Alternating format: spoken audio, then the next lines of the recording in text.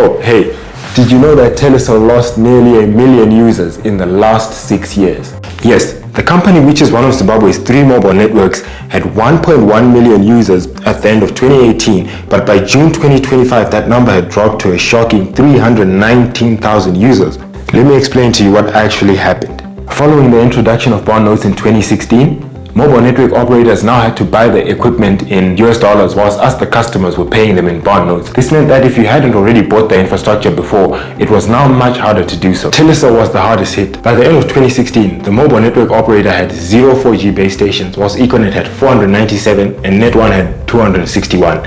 Not only was the gap massive, but there was no easy fix in sight. The problems at Telecel haven't just been limited to the finances. Since its licensing in 1997, the company has been involved in multiple ownership struggles that include high-profile Zimbabweans such as Philip Chiangwa, James Makamba, and many more. So this means whilst executives at companies like Econet and Net1 can focus on growing the business, Telecel executives have largely been focused on fighting political fires.